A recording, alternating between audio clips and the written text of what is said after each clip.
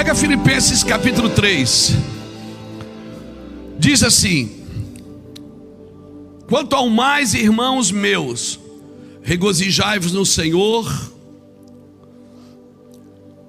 Não me aborreço de escrever-vos as mesmas coisas, e é segurança para vós. Paulo está dizendo: eu não me incomodo de ter que falar tudo de novo, porque isso é segurança para vocês. Aí ele diz qual é a segurança?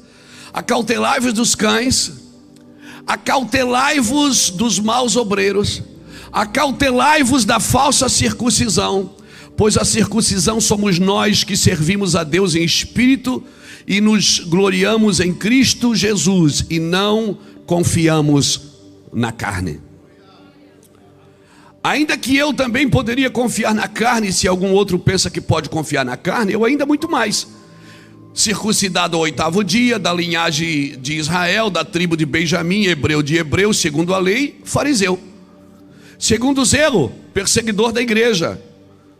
Segundo a justiça que há na lei, irrepreensível. Mas o que para mim era lucro, considero perda por causa de Cristo. E na verdade tenho também por perda todas as coisas por excelência do conhecimento de Cristo Jesus, meu Senhor, por quem sofri perda de todas essas coisas e as considero como refúgio para que eu possa ganhar a Cristo e seja achado nele, não tendo justiça própria que vem da lei, mas a que vem pela fé em Cristo, a saber, a justiça que vem de Deus pela fé. Desejo conhecê-lo, o poder da sua ressurreição e a comunhão dos seus sofrimentos, conformando-me com ele na sua morte, para ver se de alguma maneira eu posso chegar à ressurreição dos mortos. Não que eu já haja alcançado ou que seja perfeito, mas prossigo para alcançar aquilo para que fui alcançado por Cristo Jesus. Irmãos, não julgo que haja alcançado, mas uma coisa eu faço, é que esquecendo-me das coisas que para trás ficam, avançando para aquelas que estão diante de mim, prossigo para o alvo pelo prêmio da soberana vocação de Deus em Cristo Jesus. Todos quantos somos perfeitos tenhamos este sentimento, e se pensais de outra maneira, também Deus vos revelará. Mas andemos segundo o que já alcançamos. Andemos segundo o que já alcançamos. Irmãos, sede meus imitadores e observai os que andam segundo o exemplo que tende em nós. Pois muitos há dos que muitas vezes vos disse, e agora novamente digo, chorando, que são inimigos da cruz de Cristo. O seu fim é a perdição, e o seu Deus é o ventre, e a sua glória é a vergonha, só pensando nas coisas terrenas. Mas a nossa pátria está no céu, de onde esperamos o Salvador, o Senhor Jesus Cristo, que transformará o nosso corpo de humilhação para ser conforme o seu corpo glorioso, segundo o seu eficaz poder de sujeitar também a si todas as coisas. Lemos o capítulo 3 inteiro. Esse capítulo para mim ele é fantástico, porque ele tem muitas verdades. Toma o seu lugar aí, me dá de presente a sua atenção. Quanto menos você levantar, quanto menos você caminhar, quanto menos você ir ao banheiro, quanto menos, só se for necessidade mesmo, porque eu acredito que essa manhã nós temos uma manhã de instrução aqui, e eu quero de alguma forma poder contribuir com o seu ministério, com a sua vida, intercedendo por isso. Eu acredito que a intercessão, ela gera intervenção, né?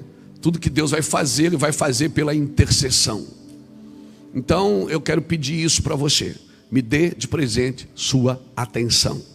Não faz sentido você vir de tão longe e chegar aqui, entrar na igreja e não entrar no culto, né? Não faz sentido. Então me dá de presente sua atenção, porque para instruir nós precisamos da sua atenção. Louvado seja Deus. Eu acredito, irmãos, que tem uma unção que sobe, mas tem uma unção que desce. A minha adoração sobe ao Senhor, mas tem uma unção que desce para para organizar a minha vida, né? A minha adoração sobe, a gente fala, né? Adorai para que suba como incenso suave as suas narinas. A oração, a unção, a adoração é como um incenso, ela sobe, mas ela provoca uma unção que desce. Uma unção que desce. E a unção, o que é? A unção é uma habilidade que Deus te dá. Tem coisas que você não faria sem a unção. A unção, ela não torna as coisas mais fáceis, mas ela torna as coisas mais leves. Amém? A unção vai deixar você mais ousado, mais metido, com mais ousadia, com mais coragem, né? E coragem é isso, é fazer o que você tem medo, né? Às vezes você tem vontade de falar de Deus para as pessoas, mas não faz. Por quê? Porque te falta uma ousadia, te falta uma unção, uma capacitação do Espírito. E para mim a unção é isso. E a gente sempre trabalha para Deus vir, né? Mas eu vejo que nesses dias é como se Deus estivesse trabalhando para a gente ir, não para Ele vir. É como se a gente tivesse que subir o nível das nossas orações, aumentar o fogo, numa linguagem popular. Como se a gente tivesse que aumentar um pouco, aquecer um pouco mais, acreditar um pouco mais. Eu não estou com isso anulando a graça. Eu não estou com isso tentando dizer que, não, você é salvo pela obra. Não, você é salvo pela graça. Mas eu não estou falando de salvação, eu estou falando de andar numa vida de unção. Salvação não vai te custar nada, porque Ele já pagou por isso. Mas andar com Ele vai te custar tudo. Não é? Pense bem nisso, porque andar com Ele vai te custar tudo. E vai custar a sua vontade. E aquilo que a sua fé não alcança, a sua obediência conquista. Mesmo que você não tenha fé para alcançar o nível que você precisa estar, que a gente precisa estar, mas à medida que você vai obedecendo, vai colocando você em esferas, né? Que a fé vai fluindo, né? Então, às vezes a gente chama avivamento, mas às vezes não é avivamento, é uma visitação, né? Nós estamos sendo visitados pelo Espírito. Tem cultos aqui que a gente é visitado, não é? Que a gente quer terminar a reunião e não consegue, é uma visitação. E a gente diz, meu Deus, a gente está vivendo um avivamento. Irmão, visitação é quando a chuva desce. Avivamento é quando ela evapora e sobe, levando você junto, né? E Isaías explica isso no Salmo 55, versículo 8 em diante, diz: os meus caminhos não são como os teus caminhos, nem os meus pensamentos são como os teus pensamentos, porque os meus caminhos são mais altos que os seus caminhos, e os meus pensamentos são mais altos que os seus pensamentos. Assim como cai a chuva do céu e para lá não torna, mas antes da semente ao que semeia e pão ao que come, assim é a palavra que sai da minha boca, ela não voltará para mim vazia. Então, quando a gente vê uma chuvinha caindo sobre a gente diz assim, ó, cara, que avivamento. Isso não é um avivamento, é uma visitação. Avivamento é aquela chuva que evapora, que leva o seu interior junto para Deus. Porque a palavra que Deus libera sobre você, ela não volta vazia. Ela tem o poder de construir o caráter de Cristo em você. Amém? Então ela vai entrando em você, só que você não vê o processo de evaporação. Então para você é mais fácil chamar a chuva de avivamento do que a evaporação de avivamento. Porque a chuva você vê, mas você não vê ela voltar, mas ela volta. Ela volta. Não é verdade? Então a gente às vezes é visitado por Deus, vive num padrão de visitação, às vezes provoca uma visitação através de musicalidade, como disse o Reuel aqui hoje. A música para, mas a presença não precisa parar, o som não precisa parar, não é? Então nós precisamos entender isso. Então eu não posso viver de visitação em visitação, eu tenho que viver um avivamento na minha vida. E avivamento vai me confrontar, vai ofender a minha mente para revelar meu coração. A palavra de Deus, ela vai cavucar dentro de mim, ela vai criar em mim o caráter de Cristo, né? Então é isso. Então, por favor, tem dia que é uma visitação. Cara, vivemos uma visitação hoje tremenda, mas Deus está construindo um avivamento através das suas visitações. Então, avivamento é quando você está sendo levado, e aonde estiver o teu coração, aí vai estar o teu tesouro. Aí um dia Jesus só vem buscar o vasilhame, porque já não tem mais nada seu aqui, né? Você não ora mais por chuva. Senhor, manda chuva, quero viver uma visitação. Não, porque Tem gente, irmão, que está orando por chuva, está caminhando sobre poços entulhados. E está o dia todo olhando, Senhor, manda chuva. E o Senhor diz, por que você não desentulha os poços? Os poços que a religião entulhou, que a sua família entulhou, que, né, foi... como é que você, aquela palavra que você vai deixando as coisas para depois, procrastinar, né? Você vai deixando para depois. Quantas coisas que você foi deixando para depois, e você, né, você foi andando, esperando a nova chuva, e andando sobre poços entulhados a vida inteira. Então, quem sabe, Deus vai me capacitar de uma unção, para me desentulhar esses poços da minha vida, da minha realidade, do meu caráter, amém, irmãos? Então, tem oração que Deus não vai responder. A oração do Getsêmani não foi respondida. Jesus pediu, ele disse, Pai, se possível, afasta de mim esse cálice, mas contudo, aí ele muda, seja feita a tua vontade. Mas ele tinha uma vontade, ele tinha relatado, ele tinha acabado de dizer qual era a sua vontade. A minha vontade é que eu não precisasse passar por isso, mas contudo, seja feita a tua vontade. Então aquela oração não foi respondida, foi feita a vontade de Deus. Então muitas vezes você vai orar pela sua vontade, mas inclui aí, põe uma vírgula, não põe um ponto final onde Jesus colocou uma vírgula, e não põe uma vírgula onde ele colocou um ponto final. Tem coisas na sua vida que tem que acabar, irmãos. Não dá mais para carregar a igreja com essas manias. Tem coisas na sua vida que é como a cidade de Jericó. Não dá para você reconstruir uma coisa que Deus mandou derrubar. Quando Jericó caiu, ele disse que ninguém mais podia restabelecer aquela cidade. Seria maldito quem levantasse aquelas paredes. Então nós precisamos entender isso, amém? Agora tem coisa na minha vida que Deus não vai me responder, e vai me responder talvez ao contrário. Quando os gregos foram procurar Jesus em João capítulo 12, do versículo 21 ao 27, procuraram André e disseram, olha, nós queremos ver Jesus. André foi até Jesus e disse, olha, tem uns gregos querendo te ver. Jesus disse, olha, se o grão de trigo cair na terra e não morrer, ele fica só. Jesus estava dizendo o quê? Enquanto eu não morrer e ressuscitar, eu não posso pregar aos gentios ainda. Essa palavra ainda não é para eles. Eu preciso morrer e ressuscitar para que a unção, para que o meu propósito se cumpra. Então ele disse, se o grão de trigo cair na terra e não morrer, ele fica só. Mas se ele morrer, ele vai dar muito fruto. É como se Jesus estivesse dizendo, enquanto eu não morrer e não ressuscitar, eu não posso salvar os ímpios. Eu preciso fechar essa era para abrir outra. Você percebe que ninguém se converteu antes da cruz. Jesus dizia, eu prego para que vocês ouvindo não entendam, e não sejam perdoados os vossos pecados.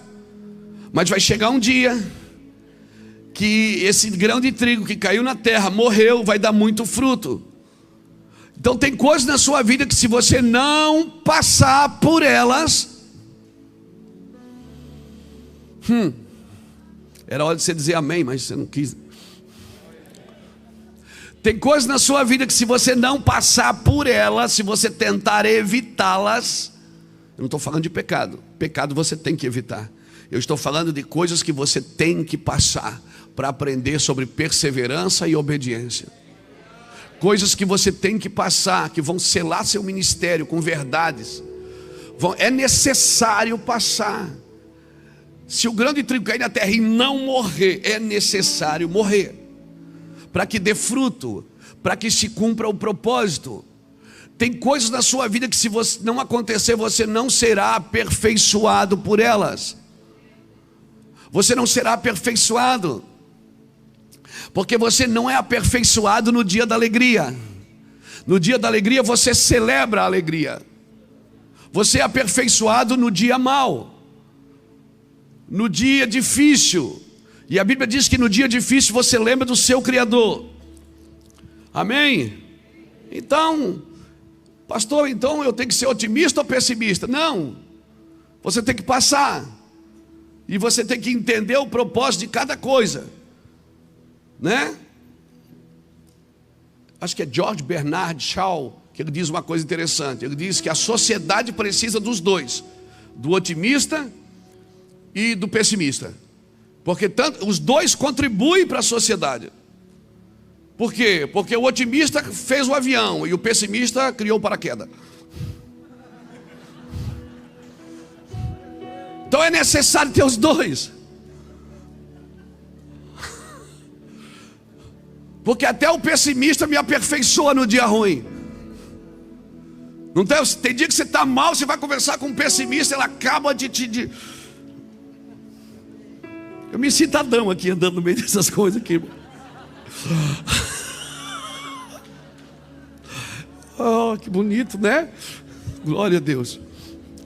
É verdade. Tem dia que você está mal e aí do pessimista vem conversar com você. Pastor, define para mim qual é a diferença de um pessimista e de um otimista. É que o pessimista vê sempre a dificuldade no meio da oportunidade. E o otimista vê a oportunidade no meio da dificuldade. Um vê daqui para lá, o outro vê de lá para cá, mas todos os dois são interessantes. Todos os dois são necessários para que a gente cresça no Senhor. Amém? São necessários. As pessoas que passam pela sua vida, te deixam marcas, são pessoas que te aperfeiçoam em amor, em perseverança. Você teve que crescer amor para aquele que não merecia o seu amor. Aquele que merecia o seu amor, você não precisou crescer em amor. Você precisou liberar mais amor para aquele que não merecia. O que merecia é fácil. Então, o seu caráter é refinado, o meu caráter é refinado, é com o pessimista, é com o cara difícil. Amém? Então, não perca isso. Você precisa dos dois. Os dois contribuem para a sociedade. Um cria o avião e o outro cria o paraquedas. Amém, irmãos? E você vai ver muitas coisas na Bíblia assim. Você vai ver muita gente que Deus mudou de ambiente. Deus pega Davi, tira do pasto e bota no trono. Deus pega Nabucodonosor, tira do trono e bota no pasto. Você vai ver pessoas mudando de ambiente de acordo com as suas reações, de acordo com as suas dificuldades. Tem gente, irmão, que é só se dá bem na vida. Se deu bem na vida, as reações de orgulho começam a vir para fora. Nunca teve nada na vida, começa a ter alguma coisa, começa a botar as manguinhas de fora, o seu orgulho vem para fora. E então, assim, até que aconteça algo extraordinário na sua vida, seja para o bem ou seja para o mal, as nossas reações às vezes elas estão embutidas ali, esperando uma oportunidade para aparecer. Separar o precioso do vil é isso, irmão. Para ser porta-voz, ele diz em Jeremias capítulo 15: se separares o precioso do vil, serás o meu porta-voz. Ser um porta-voz, eu preciso separar o precioso do vil. Eu não estou dizendo que tem coisa preciosa e coisas vis. Para mim, o vil é quando você recebe uma coisa preciosa para fazer e você trata ela com indiferença. Você recebe algo precioso e não pratica na sua preciosidade, não dá o valor devido. E para mim, muita gente tornou o evangelho vil na sua igreja, na sua própria casa, porque recebeu algo precioso e não praticou isso de uma forma preciosa, tratou isso vulgarmente. E aí vai tornando aquilo que é precioso em algo vil, mas era precioso. Deus não tem nada vil para te dar, irmão. Deus só tem coisas preciosas para te entregar. Mas a forma que nós reagimos a essas coisas preciosas diz até onde nós vamos com Deus. Deus me dá algo precioso para cuidar. Para um, a Bíblia diz que ele deu um talento. Esse cara olhou, ele não calculou que aquele talento poderia se transformar em mais do que aquele que tinha 10, porque aquele que recebeu 10, irmão, tinha por obrigação aumentar. Mas aquele que recebeu um só, ele recebeu um só e ficou se comparando e ficou medindo Deus. Eu sabia que tu és um Deus difícil, um Deus mau, e por isso eu escondi. Deus disse: por que você não pôs nem num banco para render juros, já que você não queria fazer nada com o que eu te dei? Você deveria ter deixado pelo menos alguém fluir com isso. Então, queridos, cuidado. Cuidado, porque Deus te entregou algo precioso, pastor. Teu ministério é algo precioso.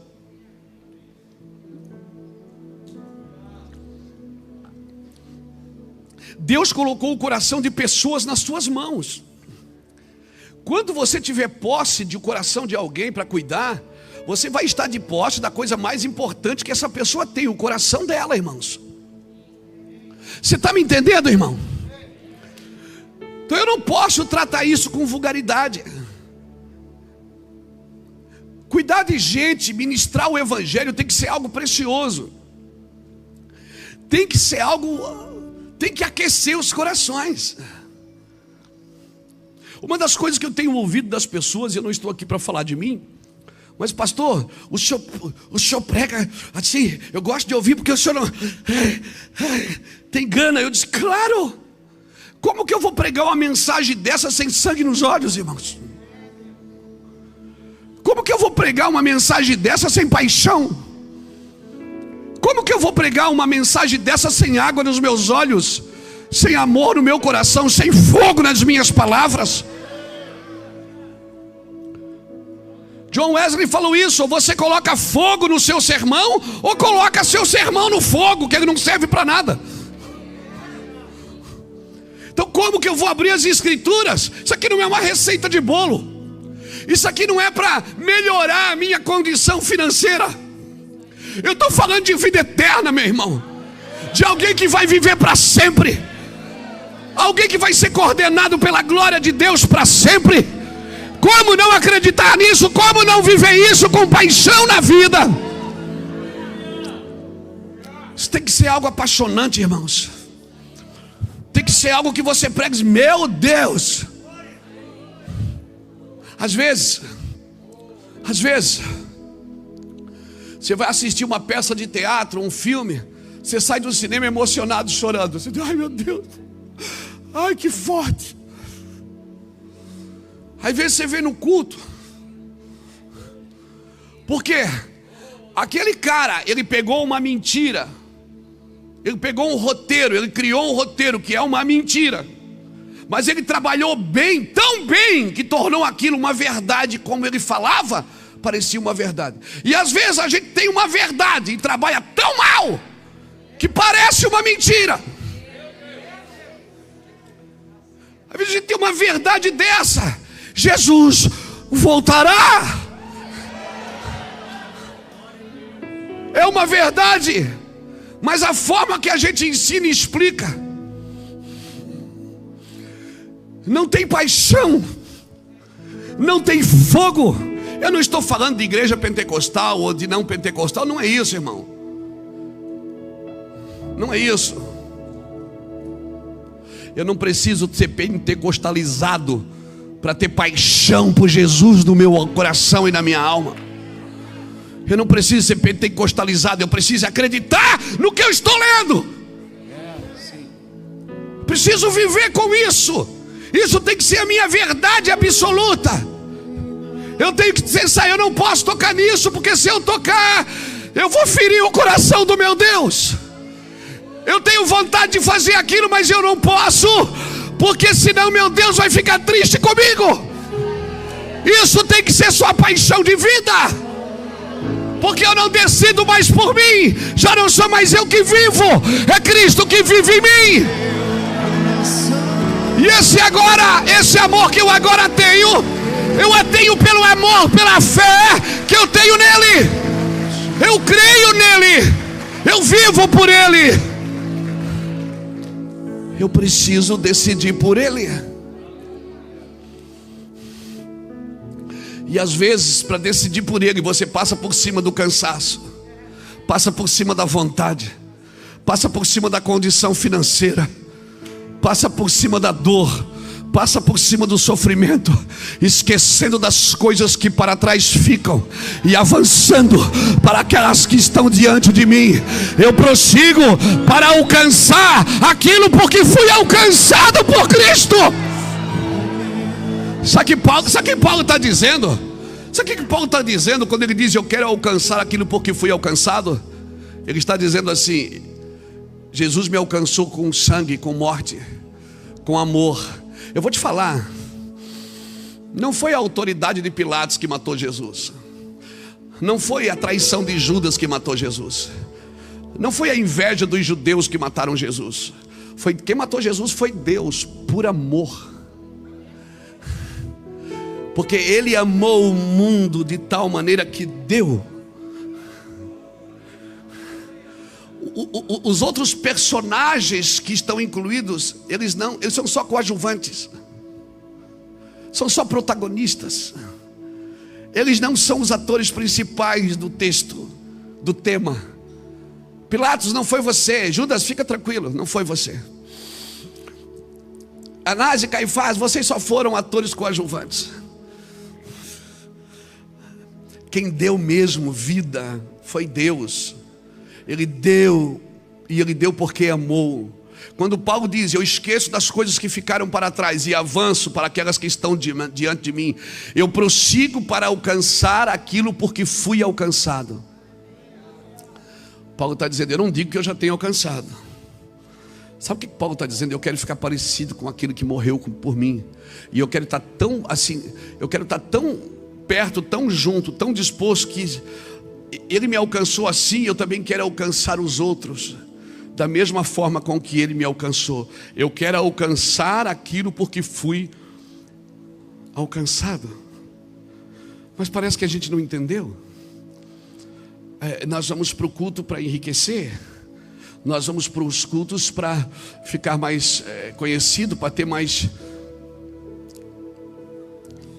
teologia, para saber mais. Irmãos, quanto mais eu sei, mais responsável eu deveria me tornar. Porque é melhor eu abraçar a ignorância do que saber uma coisa e não praticá-la. E aí a gente diz: o mundo está difícil. Não, irmãos, sabe o que está faltando? Paixão nos púlpitos. Mas não é paixão, não é paixão pelos dons, não é tudo isso é importante, vem no pacote. É paixão pela verdade, é paixão por aquilo que foi dito. Eu não preciso inventar moda, eu não preciso criar shows pirotécnicos para que a glória de Deus se manifeste. Eu só preciso crer na verdade e expor ela com tanta veemência, com tanto fogo no meu coração. Jesus falava manso e as pessoas dizem: olha como ele tem autoridade. Quem é esse que o vento ouve? Ele disse: mar, acalma-te. Vento, aquieta-te. O vento ouviu, o mar acalmou. E se é eu, volto a dormir. E ele falava manso e as pessoas diziam: olha como ele tem a autoridade. Irmãos, quando nós chegamos na nossa casa ontem, eu falei para ele assim, nós conversamos e disse: voltamos para a nossa realidade. Tomar um banho, trocar de roupa, vamos lá para o Global, vamos atender os pastores que vieram. Porque essa é a nossa vida. Nós temos que cuidar, principalmente pastores, você que é um pastor, uma pastora, um líder. Irmãos, cuidado, porque quando o conforto chega, quando a fama chega, a popularidade chega, cuidado, a popularidade matou mais profetas do que a perseguição.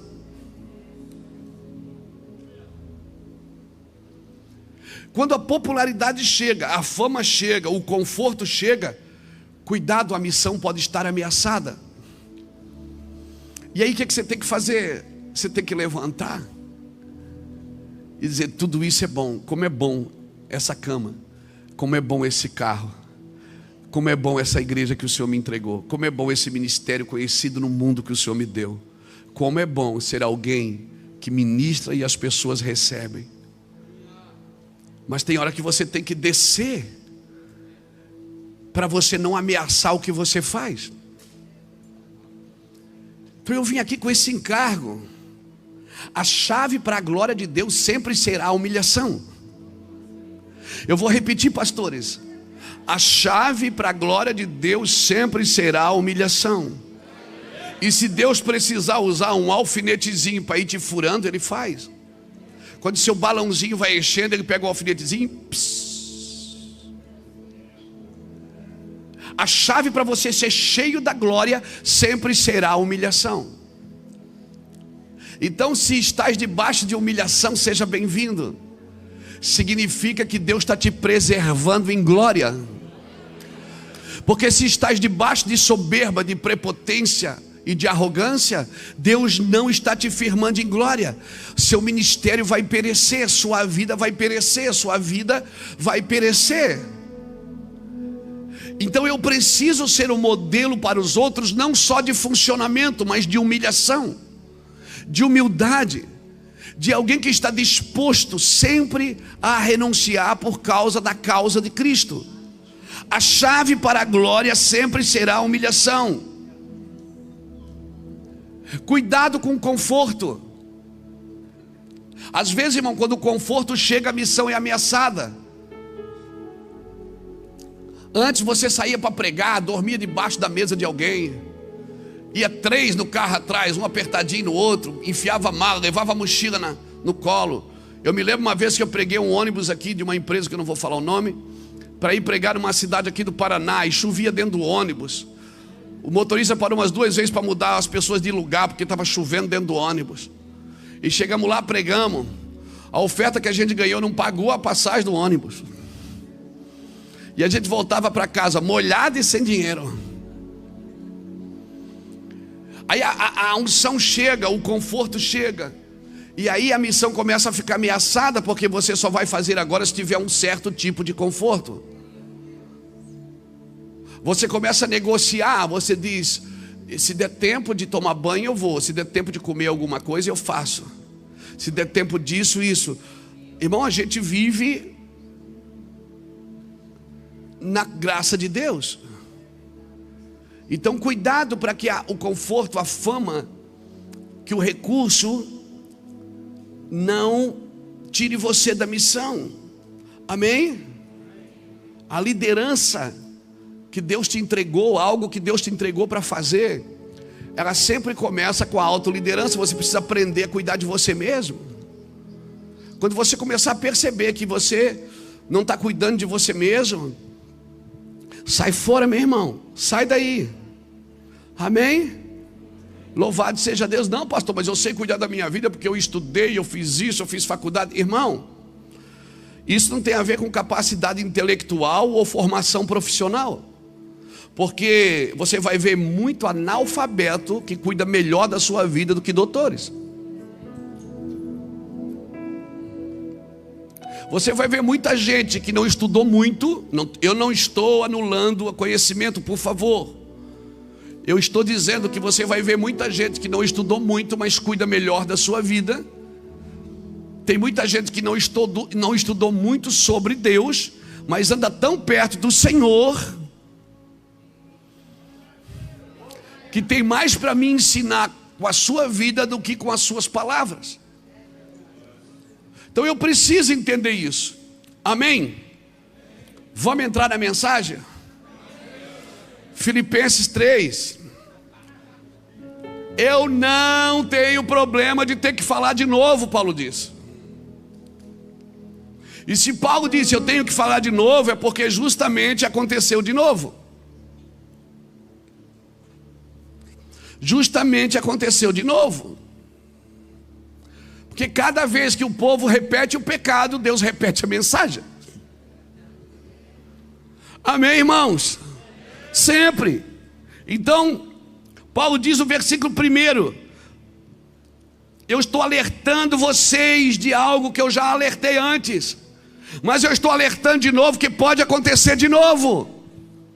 E eu vou fazer de novo porque isso vai ser segurança para vocês, vai protegê-los, vai guardá-los. É o pai que fala para o filho 10 vezes: desce daí, desce daí, desce daí, desce daí. Uma hora o menino cai. Aí diz: cai. Eu falei para você descer várias vezes.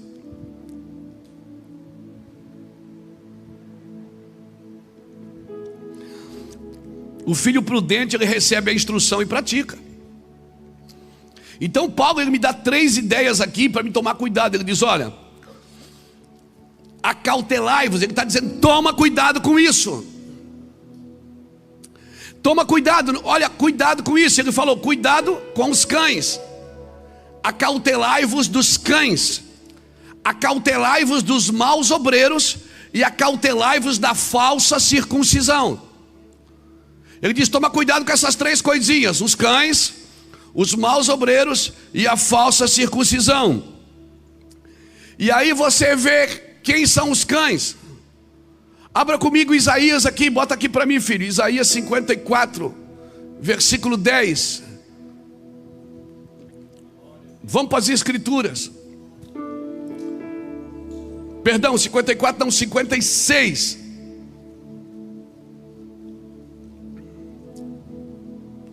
Isaías 56, versículo 10. Todos os seus atalaias são cegos, nada sabem, todos são cães mudos, não podem ladrar, andam adormecidos, estão deitados e amam toscanejar. E esses cães são gulosos, não se podem fartar, e eles são pastores que nada compreendem. Todos eles se tornam para o seu caminho, cada um para a sua própria ganância, cada um por sua parte. Então quando Paulo diz acautelai-vos dos cães, o que é que ele está dizendo? Cuidado com o pastor ganancioso. Vou repetir. Eu mandei você embora antes, lembra? Cuidado com os pastores gananciosos que nada compreendem. Viu o que Paulo falou lá em Filipenses capítulo 3 aqui? Cuidado, ele diz, irmãos, sede meus imitadores, pois muitos há dos quais muitas vezes vos disse, e agora novamente digo, chorando, que são inimigos da cruz de Cristo. Se você se torna inimigo da cruz, o que é ser inimigo da cruz? É separar sofrimento, amor da correção. Porque a cruz é uma expressão de amor, mas também é a expressão de salvação. Ser inimigo da cruz é eu aprender, é eu separar. Porque cada vez que eu tenho que corrigir alguém, a impressão que dá é que eu não amo essa pessoa. Mas é o contrário. Deus diz que corrige aquele que tem por filho. Deus não corrige evangélico, Ele corrige os filhos. Tem muito evangélico que não é filho e não se permite ser corrigido. O pai corrige o filho e aquele que ama, aquele que tem por filho, porque corrige porque o ama. Hoje existe manifestações dizendo o quê? Dizendo que o amor não precisa corrigir. O amor corrige, irmãos. Amém? Quem aqui é avô? Irmão, se você criou seus filhos, você vai poder mimar seus netos. Agora, se você mimou seus filhos, você vai ter que criar seus netos.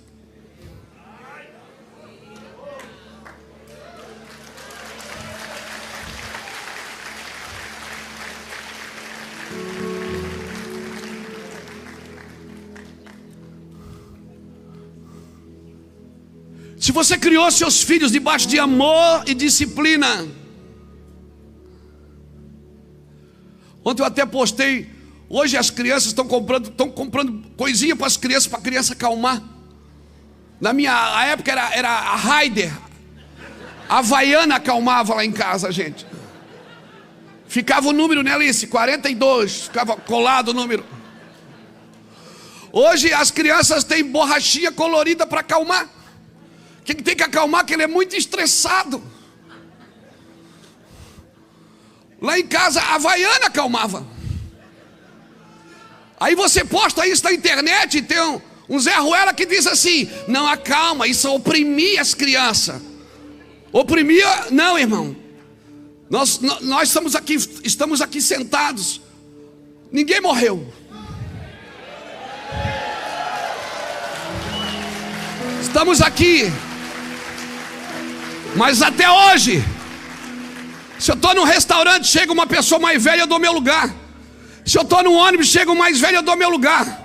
Respeito os governos da minha cidade e muitas vezes nem corroboro com eles, nem comungo com eles, mas eu respeito. Porque Deus me ensinou a respeitar a autoridade. E o que Deus não ensinou, a Havaiana ensinou. A Raider ensinou. Ah, se fosse só isso.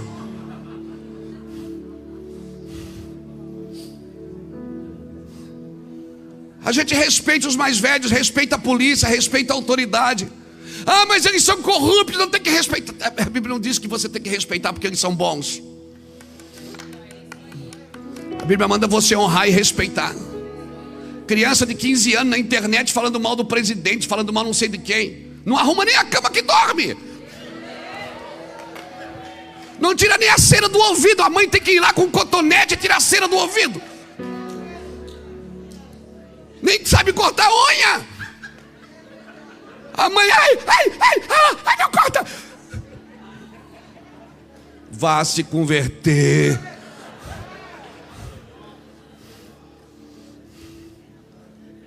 Mas vou falar dos cães.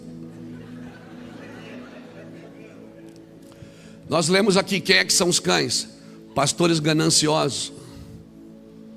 Líderes que só pensam no seu ventre. Paulo diz, tome cuidado com isso. Tome cuidado com isso. São líderes que se devoram, se mordem, que têm uma oposição agressiva ao evangelho genuíno de Jesus. E esses homens produzem o quê? Falsas doutrinas e maus obreiros. Apocalipse 22:15 diz o quê? Que ficarão de fora os cães, os feiticeiros, os adúlteros, os homicidas, os idólatras, todos que praticam a mentira. Cães entram nesse grupo. Você recebe uma coisa preciosa para fazer e trata ela com vulgaridade. Se você ler 2 Reis capítulo 9, versículo 30 ao 36, diz que quando Jeú entrou em Jezreel, Jezabel estava lá em cima, num terraço.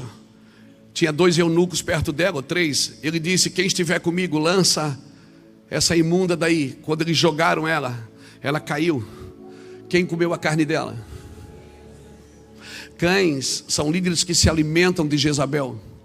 Controle, manipulação, imoralidade, ganância, soberba, vaidade. Cães. Aí a gente traduz vaidade como um cara que comprou uma roupa bonita e está vestido com ela. Comprou um sapato bonito. Ah não, isso é vaidade. Não, irmão, vaidade vai além dessas coisas. Andar bonito não é vaidade, andar cheiroso não é vaidade. Amém? Isso é capricho, é cuidado. Lavar as mãos, porque eu vou botar a mão na cabeça de alguém. E a gente acha que vaidade são coisas externas. Não, irmão, são posições. Por isso que tem ministérios que Deus não pode deixar eles crescer, porque se eles crescerem, eles se tornam deuses. Então ficarão de fora. Cuidado com os cães que se alimentam de Jezabel, espírito de manipulação e controle.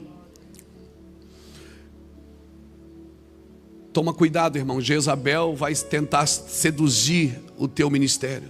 Aí você acha que Jezabel é uma mulher bonita que chegou na igreja, sensual. Tem muitos homens com o espírito de Jezabel, irmãos. São sensuais. São sensuais nas suas palavras, nos seus toques. Eu vim aqui dizer para você hoje, meu pastor, por isso que eu queria a sua atenção. Porque hoje nós não vamos pular e dançar não. Hoje nós vamos chorar de arrependimento.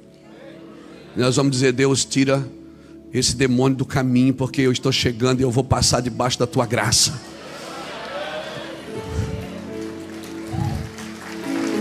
Eu vou passar, Deus. Isso, irmão. Dá um brado de glória aí, irmão.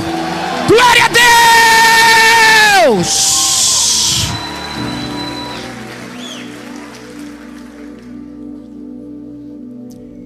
A Bíblia conta uma história em Lucas 16:21, que tem um rico e tinha Lázaro que dormia na porta do rico. que tinha cães que vinham e faziam o que nas suas feridas?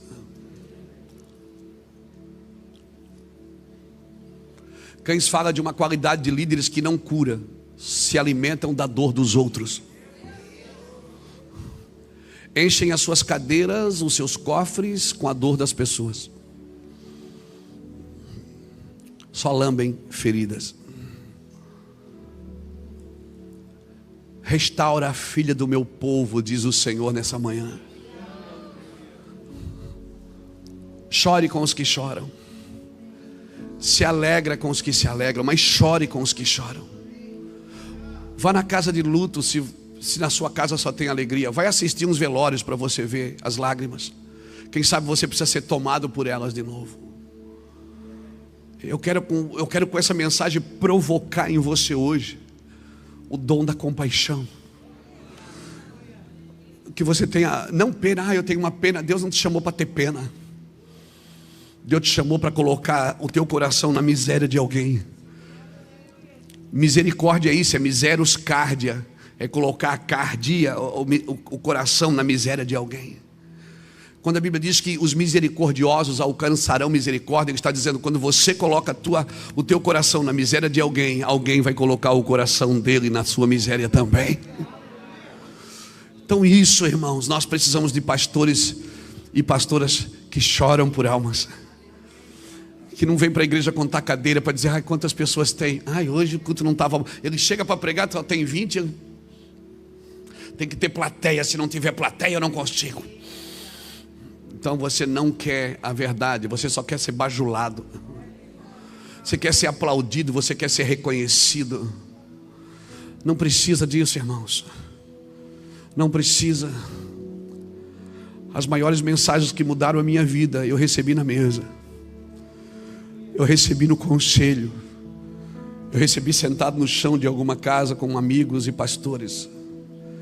As mensagens que mudaram o meu casamento foi as mensagens de pessoas que chegaram perto de mim e tiveram coragem de tocar na nossa sujeira, na nossa imundícia. Ô irmão, Deus precisa de pastores e pastoras santos, puros de coração. Eu não estou falando perfeitos, eu estou falando puros de coração, porque eles verão a Deus. Sabe o que é isso? Você abrir as escrituras e ver Deus do que você está falando. Só os puros conseguem fazer isso. Seja puro, peça isso. Pastor, como é que eu faço? Peça para Deus, Senhor, me dá pureza. Senhor, quando eu olhar para uma irmã, eu não quero ver o corpo dela, Jesus, eu quero ver a alma dela.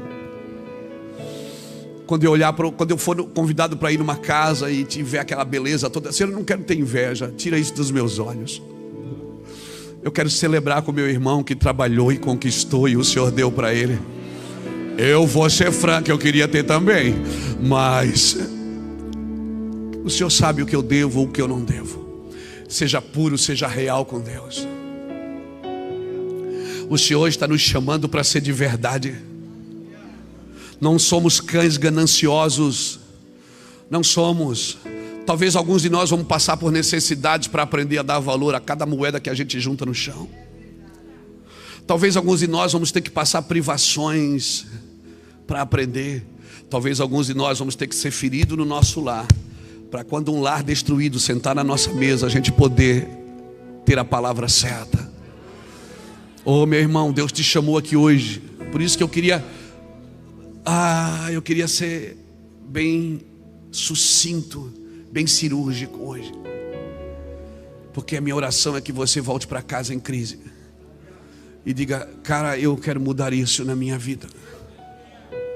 Eu não sou um cão que fica na porta de um rico lambendo a ferida do pobre. Eu não sou um cão que fica na porta do rico lambendo a ferida do pobre. Eu sou um pastor que foi chamado, foi ungido, foi santificado pela cruz. Eu sou uma pastora que foi consagrada por Deus, chamada. Eu sou alguém que recebeu o óleo da unção, alguém que é incomodado de madrugada pelo Espírito, alguém que é chamado para correção. Eu não sou um cão, eu não vou me alimentar de Jezabel. Eu como pão vivo que desce do céu. Eu não como alguma coisa que cai de qualquer lugar, não. Eu como o pão vivo que desce. Ele não caiu, ele desceu.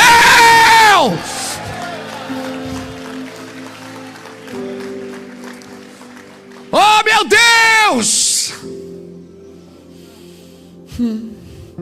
Eu não sou alguém que detém a verdade por causa da impiedade, não. Nós não vamos ficar de fora, porque senão nós vamos produzir maus obreiros. Porque você vai produzir semente segundo a sua espécie. Se você é um pastor ganancioso, espera, seus obreiros serão gananciosos. Seus obreiros sempre vão adorar o Deus que você apresenta para eles. Os membros da sua igreja vão adorar o que você apresenta para eles. Um dia o povo chegou no pé do monte para Arão e disse: dai-nos um Deus. O povo não pediu um bezerro. O povo não disse assim: Arão, dá um bezerro para a gente. Não, o povo disse: dá um Deus para a gente. Arão foi lá e fez um bezerro e deu para o povo. E o povo adorou o bezerro. E Arão ainda disse: esse é o vosso Deus, que vos tirou do Egito. E o povo, aleluia. O povo sempre adora o Deus do seu líder. Se o Deus do líder é dinheiro, o povo vai adorar dinheiro. Se o Deus do líder é exibição, é fama, o povo vai sempre correr atrás disso. Essa vai ser a sua carreira que está ali proposta. Mas se o Deus do líder é humilhação, humildade, se o teu povo vê você chorar por vidas, você renunciar lugares perigosos, lugares da sua alma que você tem que sair dela, se você renunciar, seu povo vai aprender a renunciar. O povo sempre vai adorar o Deus que o líder apresenta para ele. Então, quando o povo nos pediu: dai-nos um Deus, mostra o Deus de verdade para eles. Diga: ó, o Deus de verdade foi o Deus que me libertou. Se use como exemplo de alguém que estava mal e se tornou alguém melhor. Oh, meu Deus, que palavra é essa? Maus obreiros são fruto de cães, porque cães produzem maus obreiros, obreiros inseguros, obreiros medrosos, doentes que nunca serão curados, porque seus líderes ainda são carregados de feridas, de mágoas. E sabe o que é que acontece? Paulo disse: cuidado com os cães, cuidado com os maus obreiros. E ele falou outra coisa, ele disse: cuidado com a falsa circuncisão.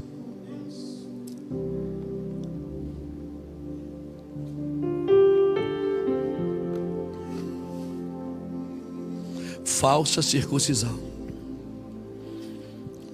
A circuncisão era feita pelo um pai. No 8º dia que o filho nascia, o pai pegava uma faca de pederneira, ou seja, uma faca de pedra aguda, pedra afiada, despia um menino e cortava a pele do prepúcio do órgão genital. Cortava a pele. No 8º dia. Claro, a criança gritava, chorava, esperneava, e a criança ficava ali até ser curada. Porque um filho que se deixa circuncidar é muito parecido com castrar, mas não está castrando. A falsa circuncisão é feita por um falso pai, que se diz: sou teu pai na fé, sou teu amigo, mas na realidade castra você, porque não permite que outros reprodutores se reproduzem no rebanho. Só eu reproduzo aqui, só eu sou o cara, só eu apareço, só eu tenho a verdade. Então todo mundo que começa a botar que vai nascendo, corta o seu membro, corta o seu órgão genital para que ele não reproduza, corta para que ele se torne um eunuco. Ele não vai produzir nada aqui. Aqui só quem produz sou eu. Falsa circuncisão só podia ser feito pelo um falso pai, falsa doutrina, ou espírito de religiosidade. Estão impregnados num falso pai. Já falei, a circuncisão feita no oitavo dia. Agora, pasmem. Tem um texto aqui que eu queria ler com você. Abra comigo Gênesis 34. Eu vou falar de uma falsa circuncisão. Quando Levi e Simão circuncidaram os filhos de Siquém, para fazer uma aliança. Salmo 34. Meu Deus, a minha Bíblia está caindo aos pedaços, Jesus. Salmo 34. É Gênesis? É Gênesis.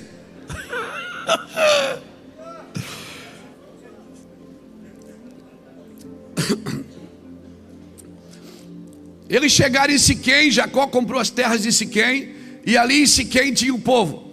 Abra parte da sua Bíblia, em Gênesis 34.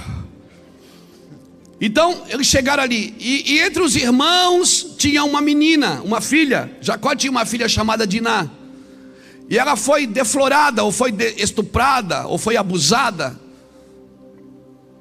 por um dos filhos de Siquém. Dois irmãos, dois filhos de Jacó, Levi e Simeão. Olha lá o que diz Gênesis 34 e o versículo 13.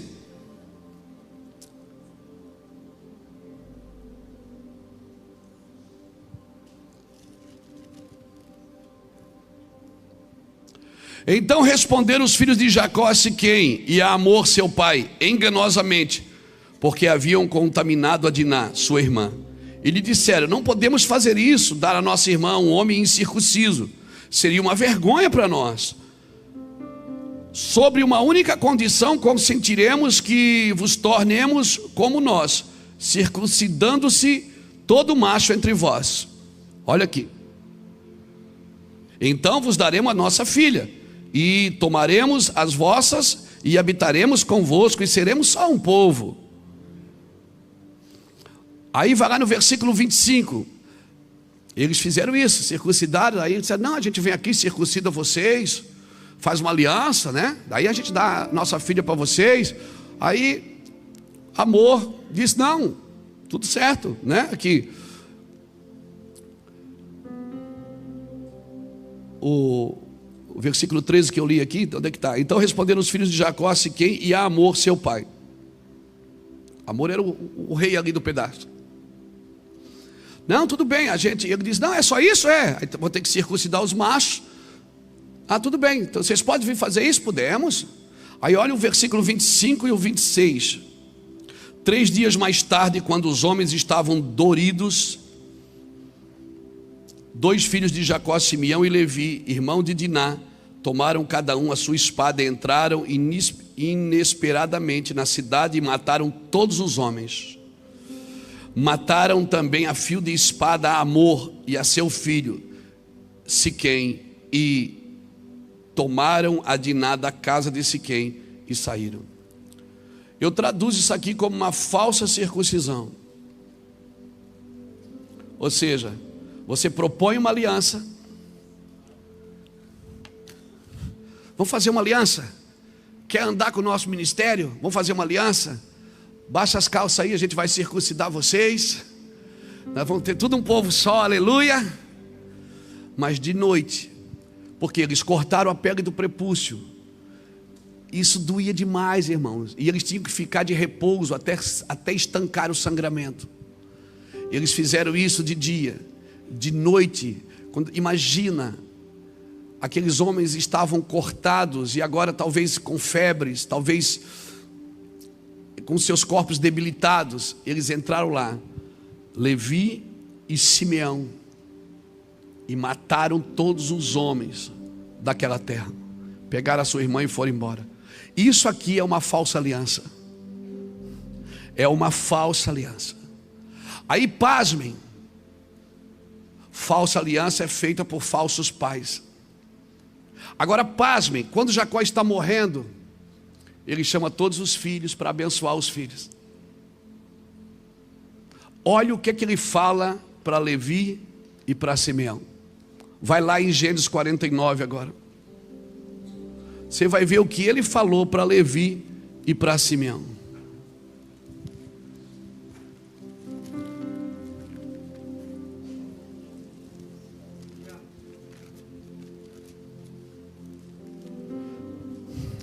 Gênesis 49, no versículo 3, ele abençoa Rúben.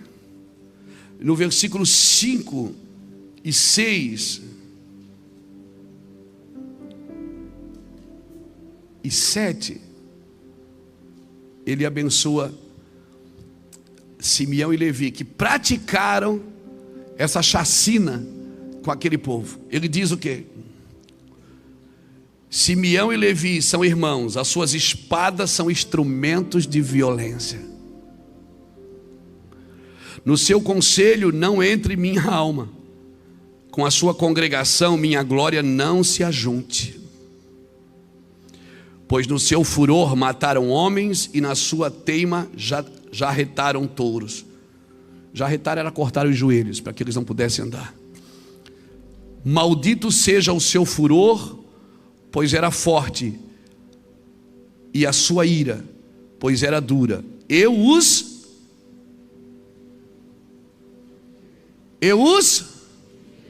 Em Jacó, e os espalharei em Israel. Quem é que liberou isso aqui, essa palavra? Foi Jacó, o pai. Irmão, a falsa circuncisão feita por Simão e Levi deu isso como herança para eles. Jacó disse o que? As suas espadas são espadas de instrumento. E Jacó disse o que? Eu os dividirei e os espalharei. Sabe o que é que significa essas duas palavras? Divisão e falta de direção tem sempre na congregação dos falsos pais. Aonde tem falsa paternidade, a casa é dividida constantemente e não tem direção constantemente. Você está entendendo o que eu estou dizendo? Quem está entendendo? Então diga, eu estou entendendo. É importante que você entenda, porque a falsa circuncisão faz aliança pensando em si mesmo, pensando em destruir o outro. Uma falsa aliança é feita onde só eu recebo, você não ganha nada com isso, só eu que ganho. Ou seja, alguém fez mal para mim, agora eu quero fazer mal para você também. Uma falsa aliança, você sabe quando você está numa falsa aliança? Porque só um é beneficiado.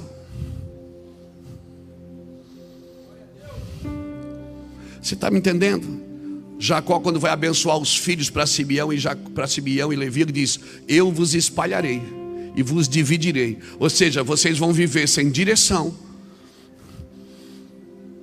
e divididos. Então, quando você vê uma congregação que não para divisão, divide toda hora, todo mês tem divisão. Todo mês tem, uma hora faz uma coisa, outra hora faz outra, uma hora dá água ungida, outra hora dá pano ungido, outra hora dá uma coisa, outra hora Deus mandou, outra hora Deus não mandou mais. Irmão, é confusão no arraial. Isso é maldição. Maldição do quê? De uma falsa liderança, que está sempre pensando em aliança, mas sempre pensando em si mesmo e não no outro. Amém?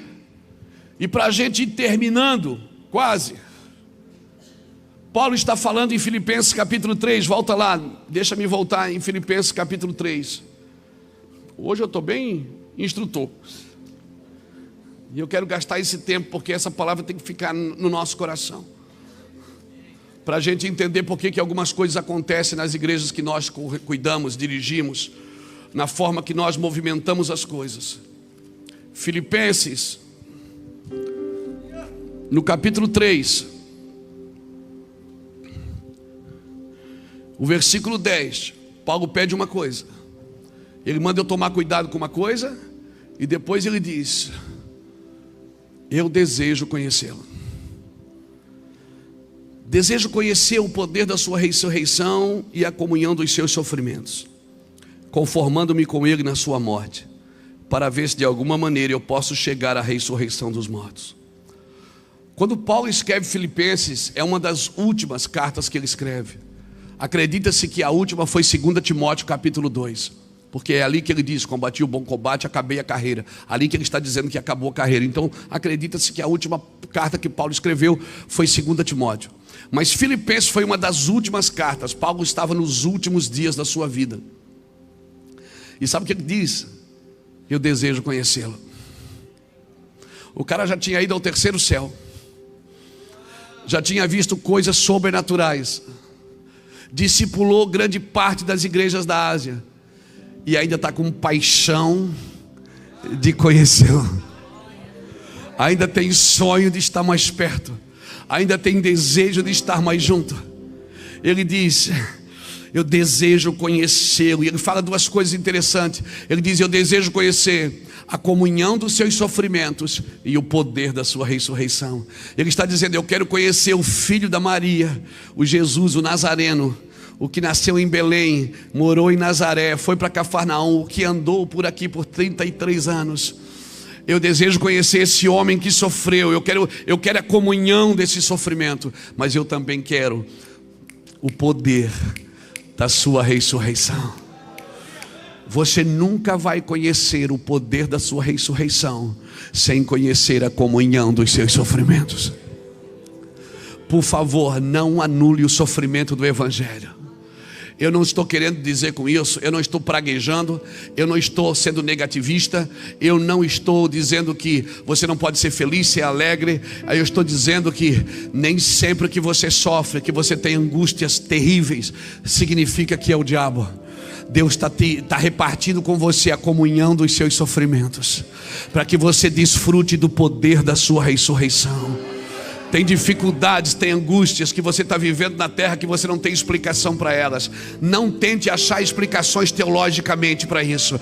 Você não consegue. Você diz: Senhor, se é assim que o Senhor quer, é assim que o Senhor deseja, então estamos juntos. Se não é, me tira daqui. Se não é isso que o Senhor tem, me tira daqui. Mas se o Senhor que me colocou aqui, se é isso que o Senhor quer que eu faça, então o Senhor aperfeiçoa, porque eu não vou parar, eu não vou desistir. Eu estou junto contigo até a consumação dos séculos. Eu não vou fugir. Paulo aproveita, a porta abriu. Teve um terremoto na cadeia, estourou os grilhões, abriu as portas. Paulo foge.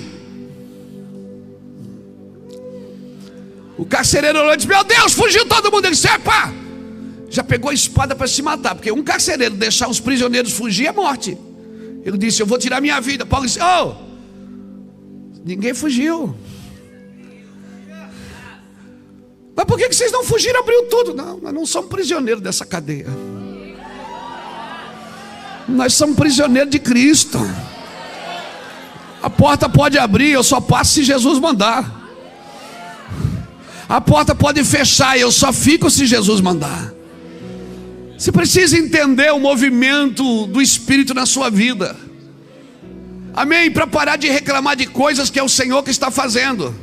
Quem sabe você está orando para parar coisas que é Deus que está fazendo. E quem sabe você quer adquirir coisas através da oração que não é Deus que está dando. Por isso eu preciso da comunhão dos seus sofrimentos, para alcançar aquilo por que fui alcançado por Cristo. Superando os falsos obreiros, superando a falsa circuncisão, superando os cães, passando por cima disso tudo. Eu não vou para a internet falar mal dos cães. Eu não vou ficar falando: oh, aquele pastor é um cão, aquela igreja é do diabo. Eu não, irmão. Vamos superar tudo isso, vamos prosseguir para o alvo, para aquilo que está diante de nós. Vamos continuar. Mas o prédio está torto. Você tem que denunciar que está torto. Sabe o que é que denuncia um prédio torto? É quando você constrói um reto do lado. Quando as pessoas olharem os dois, elas vão ver: isso é reto, isso é torto. Você não denuncia um prédio torto mostrando que ele está torto. Você denuncia um prédio torto construído retinho do lado.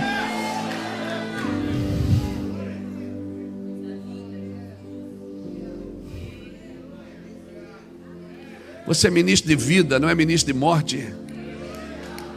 Você está aqui para deixar um padrão de vida, não um padrão de morte. Deixo-vos dois caminhos, você escolhe como quer viver. Você é um líder, você é um pastor. Amém? Vamos lá naquela igreja, vamos ver como é que eles estão fazendo, nós vamos fazer igual. Não, às vezes não é para fazer igual. Às vezes a tua região é uma região diferente. Deus quer que você se mova diferente. Você pode ter a mesma unção, os mesmos princípios, os mesmos fundamentos, mas é uma unção diferente. Quem sabe aqui a gente diz Shalom Adonai. Quem sabe lá você vai dizer, e aí mano, a paz.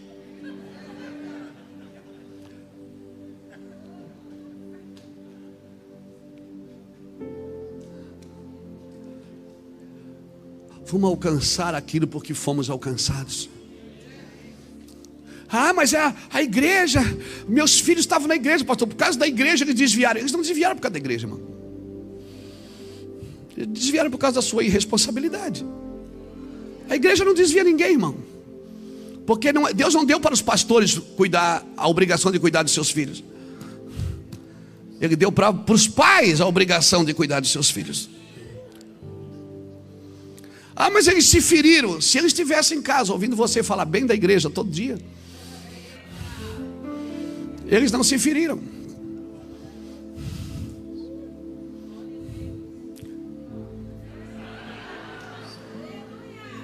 Vamos parar de transferir problema. Vamos parar de chamar a igreja de morta, de destruída, de acabada.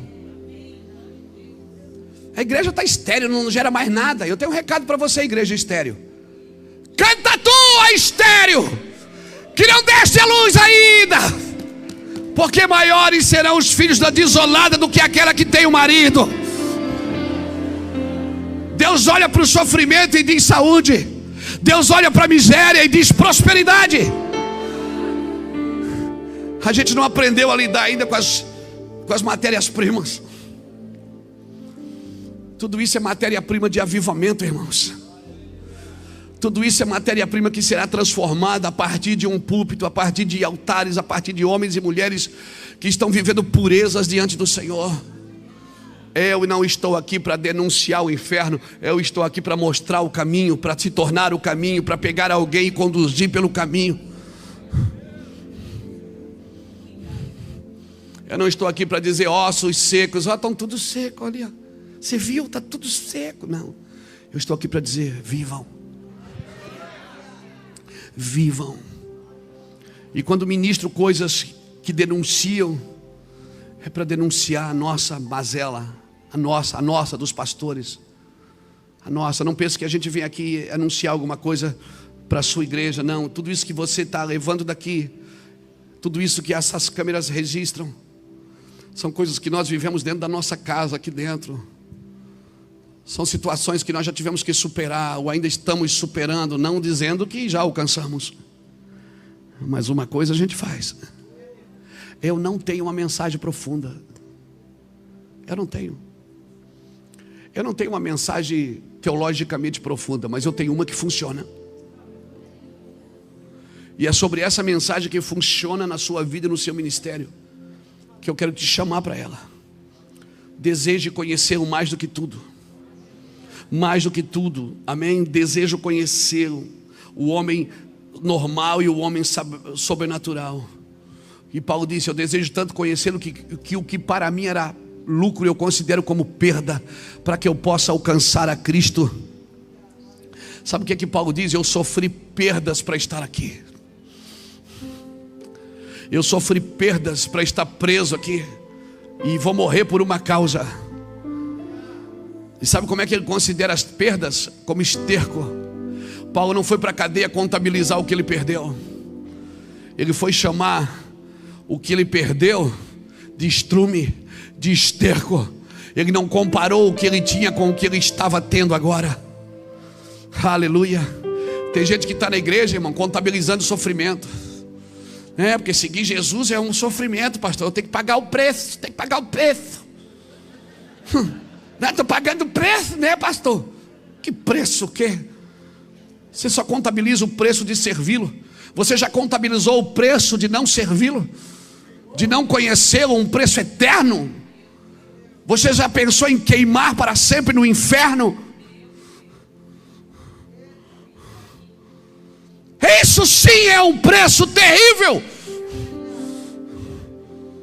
Se fala com um crente na alma, crente almático, Contabiliza o preço, pastor, porque estou pagando um preço, né? Porque você sabe, para ser crente a gente paga um preço.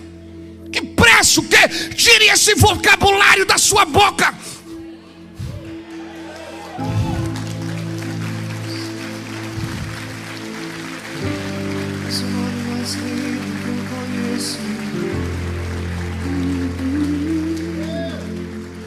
Meus filhos estão aqui, minha esposa está aqui, meus genros estão aqui, minhas netas oram em línguas, meus amigos estão aqui. Eu estou rodeado de benefício que o Evangelho me proporcionou. Como eu vou reclamar disso?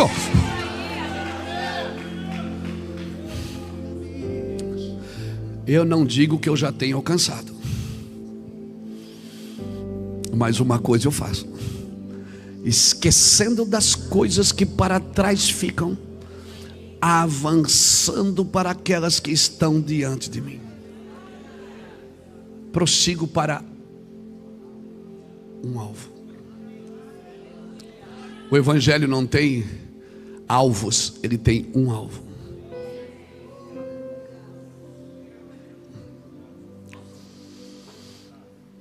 Deus é o alvo. Jesus é o caminho. A Bíblia é a base. E o Espírito é o condutor. Pronto, está resolvido. Eu tenho um caminho, eu tenho alguém que me conduz, eu tenho um fundamento e eu tenho um alvo. Eu estou olhando firmemente para alguém. Esqueça das coisas que para trás ficam. Avanço para aquelas que estão diante de mim. Eu prossigo para alcançar aquilo por que fui alcançado. Prossigo para o alvo pelo prêmio da herança da soberana vocação. Oh meu Deus, a soberana vocação. Aí você vai nessa palavra vocação, ela vem da palavra vocátel, que quer dizer voca, palavra, tel, Deus. Quando Paulo diz fique na vocação que você foi chamado, ele está dizendo fique no vocátel, fique na palavra que Deus te deu. Paulo diz assim, para alcançar o prêmio da soberana palavra que eu recebi de Deus, para alcançar o prêmio pela soberana palavra que me conquistou. As coisas que ficaram para trás são estercos comparado com aquilo que está por vir. Conhecer a Deus. Conhecer a Deus não é saber o que Ele faz. Deus vai te curar, porque Deus cura, Deus é milagre, Deus é poder, Deus não é só isso. Jeremias 9, 23 e 24 diz: não se glorie sábio na sua sabedoria, nem rico na sua riqueza, nem forte na sua força, mas o que gloriar-se, glorie-se nisto, em me conhecer, saber que eu sou Deus e que faço misericórdia, juízo, justiça, porque destas coisas eu me agrado. Olha o processo: me conhecer, saber quem eu sou, para depois entender por que faço. Conhecer, saber quem eu sou e que faço. É sempre isso. Conhecer, saber quem eu sou e que faço. Daniel 11:32. O povo que conhece a Deus se tornará forte e fará proezas. Como que eu quero fazer proezas se eu não me tornei forte? Como? E não me tornei forte porque não conheço a Deus. Não anule o processo da sua vida. Conhecer é essencial. Não é trabalhar para Ele, é conhecê-lo. Eu não posso funcionar para um Deus que eu não conheço, senão eu vou trabalhar por minha ambição ou por minha necessidade, não pelo prêmio da soberania de Deus. Eu preciso conhecê-lo. O que você é não pode estar firmado no que você faz. Separe a sua função de sua identidade, porque se eu perder a função, vou perder a minha identidade.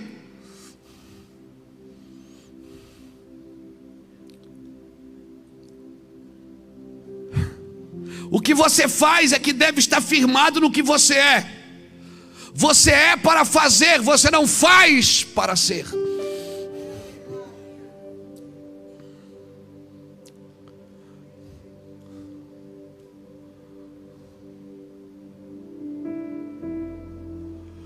E quando o faraó perguntar o que o senhor é, o que eu digo? Diga que eu sou.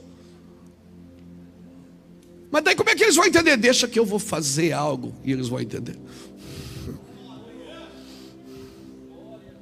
Sua identidade não está firmada no que você faz. Sua identidade está firmada na sua natureza. O homem no Éden, quando ele perdeu, ele pecou, ele perdeu. Até falei que eu ia falar de Adão.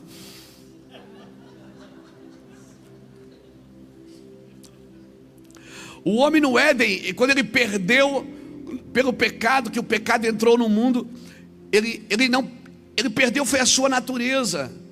Porque o homem, Deus continuou falando com o homem, não na mesma dimensão, mas o que Adão perdeu foi a sua natureza.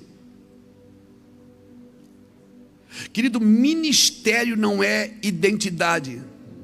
Ministério são ferramentas. Por isso que um ministério poderoso numa identidade destruída é caos.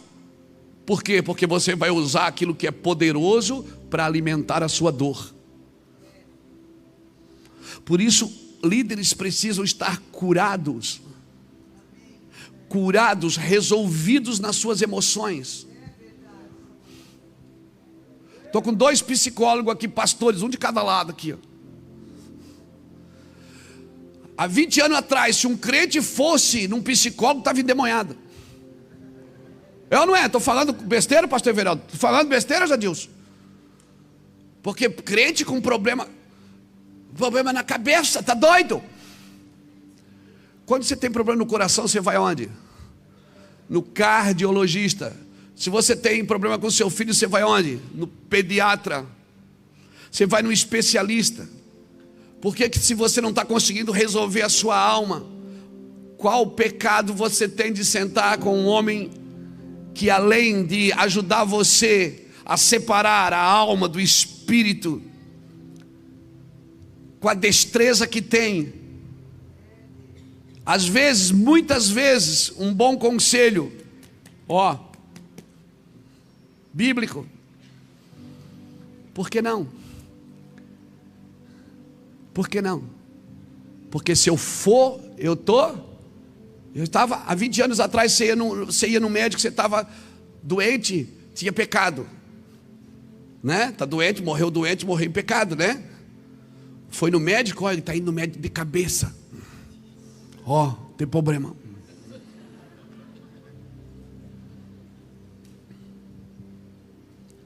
Tem muitos problemas que poderiam ser evitados, irmãos, se a gente assumisse as nossas mazelas e dissesse: cara, eu preciso de ajuda, eu preciso ser ajudado aqui, ali e lá. Então deixa eu te falar uma coisa: ministério não é identidade, ministérios são ferramentas, e as ferramentas Deus pode trocar, mas a sua identidade, se a sua identidade está construída em Cristo, a sua natureza foi devolvida, que foi perdida lá no Éden. Ferramenta Deus pode trocar. Eu comecei como um evangelista. Eu subi em cima de um caminhão, eu andava dentro dos ônibus em Itajaí, entrando na catraca, entrava, batia a palma, o pessoal olhava e dizia: Jesus ama vocês, e descia. Eu comecei em cima dos caminhões na África, 2000, 2002, em cima de caminhão em Moçambique, na Angola, pregando o evangelho, como um evangelista, ganhando almas nas casas de recuperação. Quantas vezes eu fui para a casa de recuperação na sexta-feira, porque é o único lugar que me deixava pregar. Eu pregava no sábado e no domingo de manhã, dormia lá para poder pregar no outro dia. Juntava alimento a semana inteira nas ruas. Tinha um pastor que tinha uma casa de recuperação, e quando eu levava muita gente, ele dizia: Luiz, eu não consigo receber todo mundo que você traz, porque a gente não tem alimento suficiente. Eu digo: e se eu der alimento, eu posso trazer? Ele diz: pode. Aí nós criamos a viatura do amor. Lembra, Vilmar? Nós criamos a viatura do amor. Era a minha bicicleta, a barra forte da Calói, a Jaqueline. Amarramos uma caixa atrás. Toda semana eu saía nas ruas. Olha, meu nome é Luiz Hermínio, eu sou da viatura do amor. Não tinha microfone, não fui ungida nada. Não tinha teologia, mas eu tinha vontade. Eu queria tirar das ruas. Eu fui alcançar aquilo porque fui alcançado. Eu queria fazer. Eu batia. Tinha gente que dizia: vai-te embora, seu doido, vai. Alguns dizem: oh, tu não é o. Eu digo: é eu. Não deixava entrar em casa com medo. Tinha gente que deixava entrar, chamava a gente para a mesa. Eu juntava 200 a 300 quilos de alimento por semana. Toda semana eu pegava o carro do Lapa, ia para o Monte Ararat, ia para o Monte Horebe, ia para o Cred aqui, para o Monte Sião, as 4 casas de recuperações que a gente estava envolvido. Levava os alimentos, e os 300 quilos de alimento, 200 que eu levava semanalmente, abria a porta para mim botar um jovem por semana.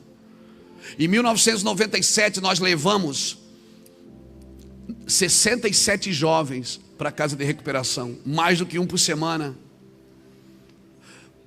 Tinha um irmão que ele era carroceiro. Ele disse: eu não posso por causa do cavalo. Eu disse: não, nós levamos o cavalo também. Foi ele e o cavalo e a carroça.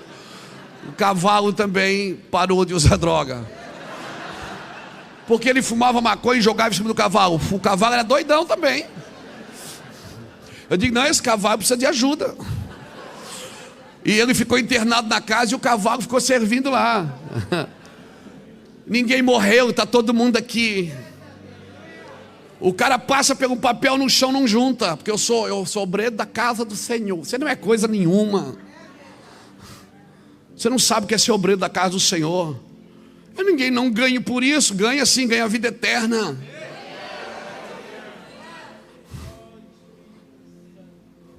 Se eu tiver que esperar alguém me contratar para me servir ao Senhor, isso já não é mais um chamado.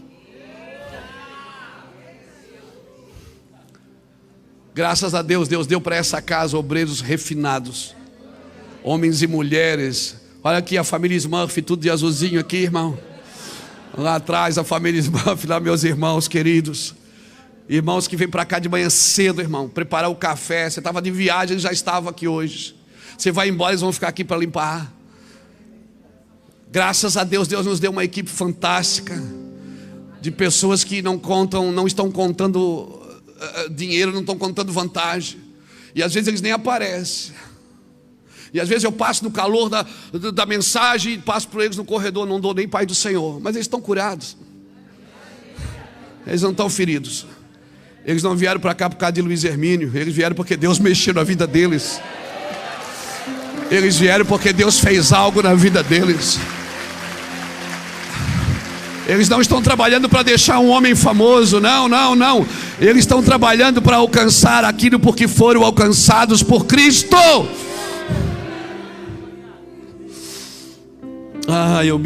Eu amo isso, irmãos. Conhecer a Deus não determina só a sua identidade, mas a sua identidade e também determina as suas realizações. Eu quero conhecer a Ele, eu quero conhecer o que eu sou nele, para realizar a obra dele. E para encerrar, para a gente ir embora, agora a gente vai embora, agora de verdade. Josué capítulo 5, abra comigo.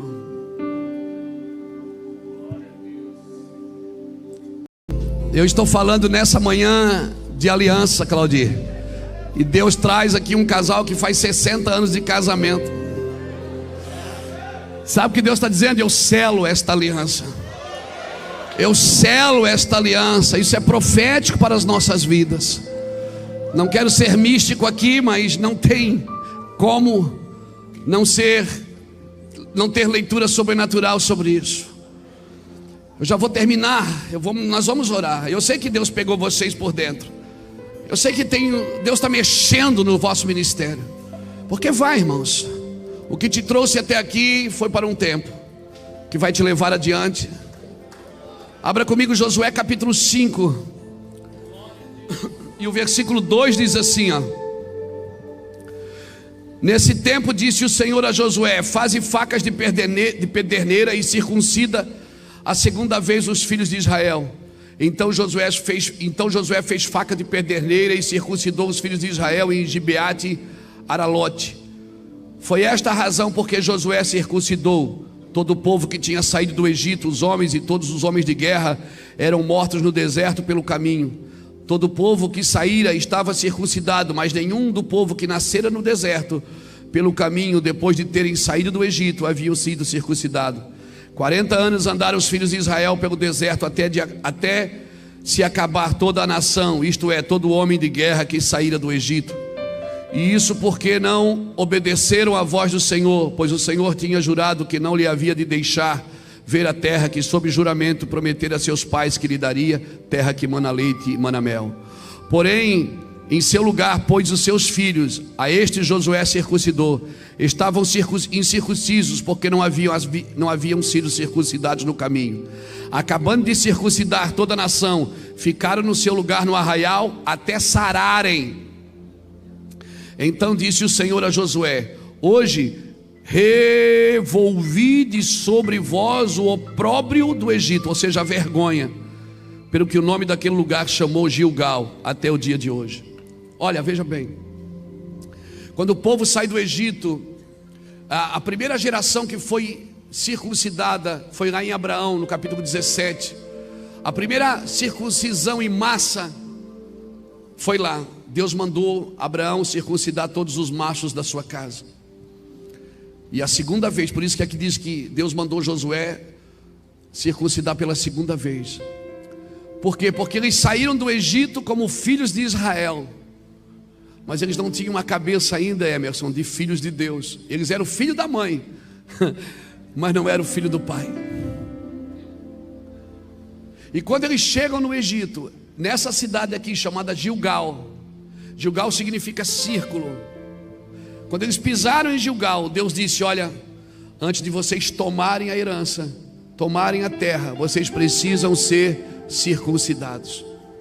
Porque os maiores inimigos que eles iam enfrentar ali naquela terra, Jaime, não eram os gigantes que eles tinham que matar, não eram os saduceus, os heteus, os jebuseus, não.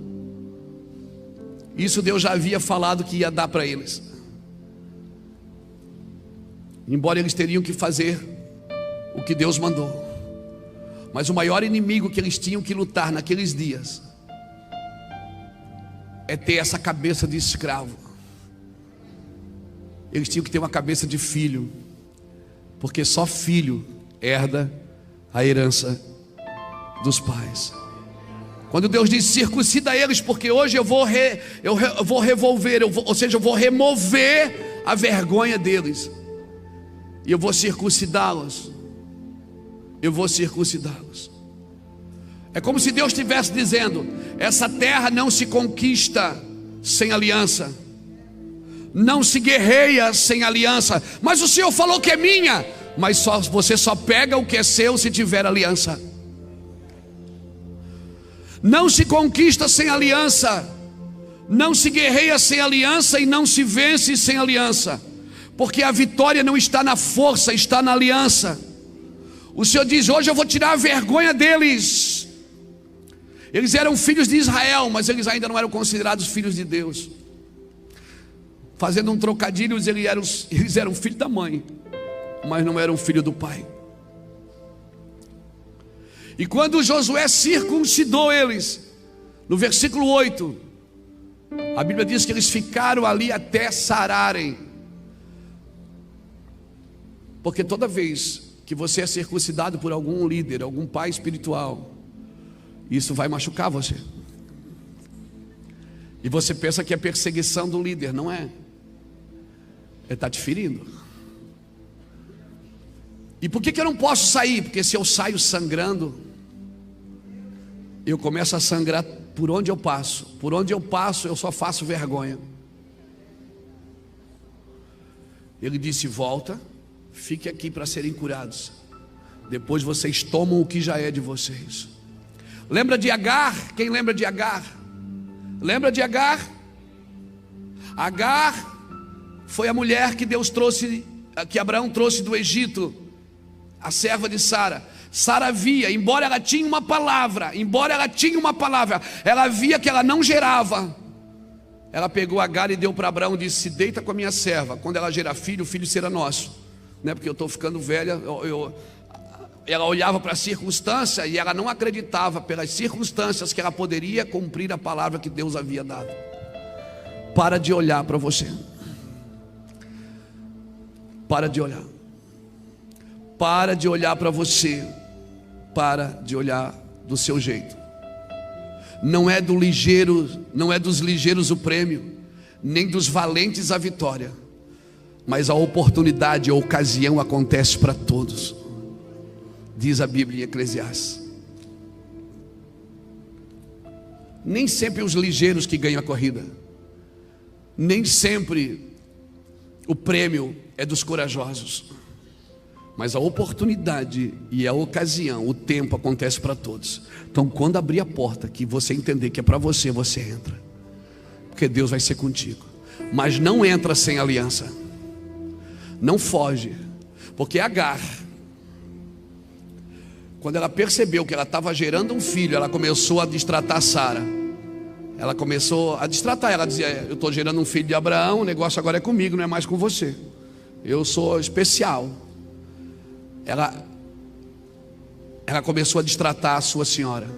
A sua senhora, tem gente assim, irmãos, no ministério. Ele começa a fazer algumas coisas importantes, ele já não para ouvir mais ninguém. Ele se tornou uma referência para si mesmo. E o maior perigo do ministério é quando você se torna uma referência para você mesmo, que você não tem mais ouvido para ninguém. Tente pensar além de você. Tente olhar além de você. Tenha coragem para isso, de ver além de você mesmo. Então Agar começou a destratar a Sara, Vera. Ela começou a dizer: ela não tem filho, o filho, né, está aqui comigo, isso aqui é meu. Só que Agar precisava entender que aquela unção que ela carregava era da casa. Tem gente que acha, irmão, que se deixa a casa, vai levar a unção junto. A unção não é sua, é da casa. Você está me entendendo? Aí Agar fugiu, porque a Sara pegou pesado com ela, ela fugiu. Quando ela foge, ela encontra um anjo. O anjo pergunta assim: Agar, de onde vens e para onde tu vais? Ela não responde para onde ela vai, ela só responde para onde ela vem, porque ela estava fugindo, e quem está fugindo não sabe para onde vai. Ela encontra o anjo pergunta: de onde vens e para onde vais? Ela disse: eu venho da casa da minha senhora. Ela não diz para onde ela vai, porque ela está fugindo. O anjo diz assim: ó, Agar, volta, te humilha, te coloca debaixo da mão da tua senhora, porque ao seu tempo eu também vou fazer de ti uma grande nação. E começou a profetizar sobre o que ia acontecer com o filho que estava no ventre dela. Ele será como um jumento selvagem. Vou dar riqueza para esse menino, eu vou dar isso para esse menino. Ele será ligeiro, ele será isso, será aquilo. Mas volta agora. Agora não é tempo de você fazer o que você quer, é tempo de você voltar e se humilhar. Por que eu tenho que me humilhar para quem me maltrata? Para você, quando for um líder,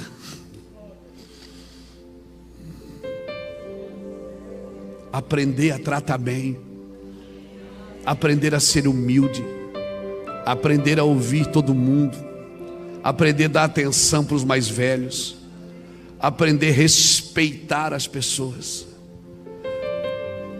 Meu negócio é com Deus. Se você não está sujeito a ninguém, vou usar uma palavra que eu ouvi essa semana: você é um à toa no mundo espiritual. Se ninguém cuida do seu coração, se você, quando tem problema, não abre o coração para ninguém, você é um à toa no mundo espiritual. Porque no mundo espiritual, a hierarquia de Deus, ela funciona.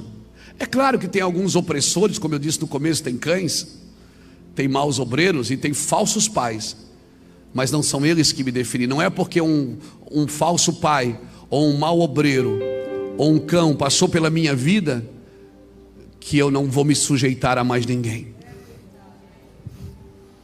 Eu estou sujeito, sim. Eu estou sujeito a alguém. Eu presto conta da minha vida com alguém. Você não conquista o que já é seu sem aliança. Por isso que quando um líder às vezes está ali te oprimindo, você diz assim: para que isso, cara?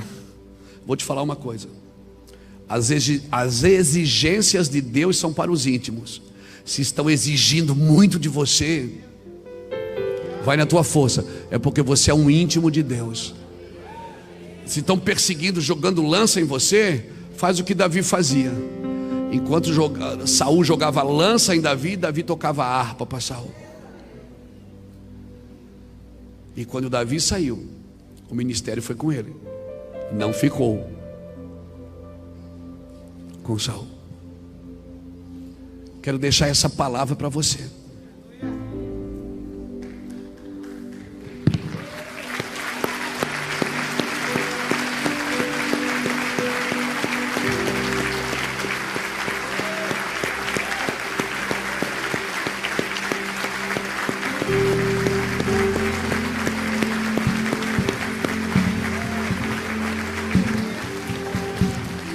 A chave para tudo isso que eu falei é humilhação.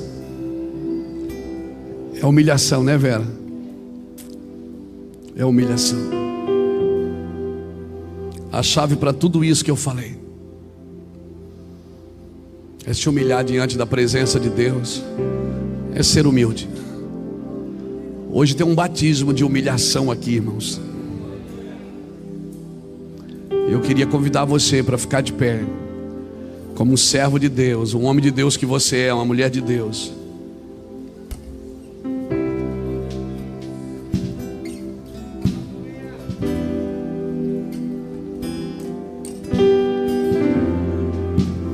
Se um pai te feriu, fique aí até ser curado. Não saia sangrando. Se um pai te feriu, fica até ser curado. Fica até ser curado. Não sai sangrando. Espera o sangue estancar primeiro. Por quê, pastor? Porque se você sair sangrando, você vai cuidar mais da sua dor do que do seu propósito. Se você sair doente de um lugar, você pode entrar doente em outro. Se você sair sangrando, eu vou mudar de ambiente, vou mudar de igreja. Não adianta. Quando Paulo fala aos Efésios, no capítulo 4, versículo 27, ele diz assim, não deis lugar ao diabo.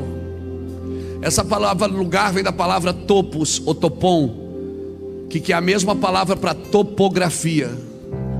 Paulo está dizendo, não dê território nenhum para Satanás. Então não saia sangrando, não entregue nada para o diabo.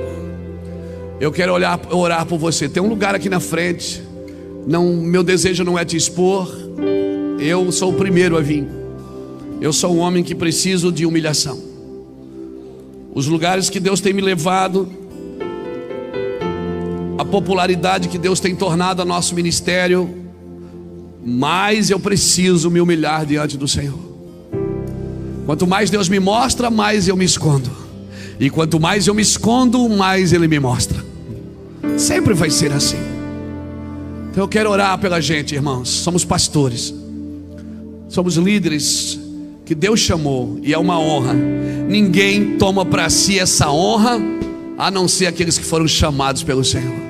É uma honra ser crente, é uma honra ser um pastor no ministério, é uma honra subir aqui, um Zé Mané que nem eu, que estudou pouco, foi estudar depois de velho, que vivia nas ruas com uma arma na cintura, com um pacote de droga na mão, às vezes sem saber onde tinha deixado o carro, a moto, doido, e está aqui hoje com o microfone na mão, falando para doutores, ministrando com pessoas importantes, falando ao coração de líderes de influência no mundo inteiro. Só Deus faz isso, irmão. E quanto mais isso acontece, mais de humilhação eu preciso, mais fundo eu preciso entrar. Pastor, mas eu queria ser grande. Eu também. E não é pecado querer ser, não é pecado, mas só tem um caminho para chegar.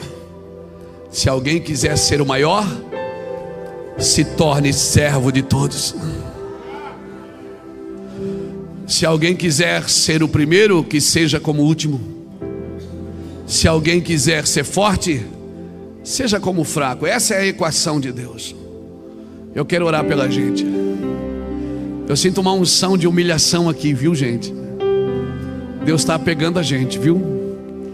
Minha oração é que Deus transforme o seu ministério no ministério avassalador lá na cidade onde você está. Que você seja conhecido não porque você aparece na internet, mas porque você carrega algo dos céus na terra. Que as pessoas que serem ministradas por vocês sejam poderosamente abençoadas. Essa é a minha oração. Essa é a minha oração. Que você não coma a semente, coma o pão que Deus te deu, mas a semente você não come porque ela não te pertence. A semente Deus chamou você para plantar na vida de alguém, para você levar esse evangelho adiante. Eu deixo essa palavra: pais que curam a terra, pais, verdadeiros pais que curam a terra. Deixa essa palavra no seu coração e eu vou orar com você. Fica tranquilo, isso passa. Não force a porta que não abriu. Por favor, como que eu protejo os ambientes? Você protege pelas obediências que você ministra. Adão protegia o jardim porque ele era obediente. O dia que ele desobedeceu, ele teve que deixar o jardim. Tudo está sujeito à tua obediência. Se você obedece a Cristo, você não dá lugar ao diabo. Não deis lugar ao diabo. Não entrega nenhum território, nenhuma topografia para ele. Todo o território onde a fome é manifesta, o derramamento de sangue é manifesta, as guerras são manifestas, as imoralidades são manifestas. Aquele lugar é um lugar onde o território é o diabo que governa. Deus só governa onde Ele é adorado. Tudo é dele, mas Ele só exerce autoridade expressiva e visível ali onde Ele é adorado. Governa a sua casa quem é adorado nela. Governa a sua empresa quem é adorado nela. Governa o seu casamento quem é adorado nele. Governa as suas finanças quem é adorado com ela. Feche seus olhos. Eu quero pedir para os pastores, pastoras que estão aqui comigo,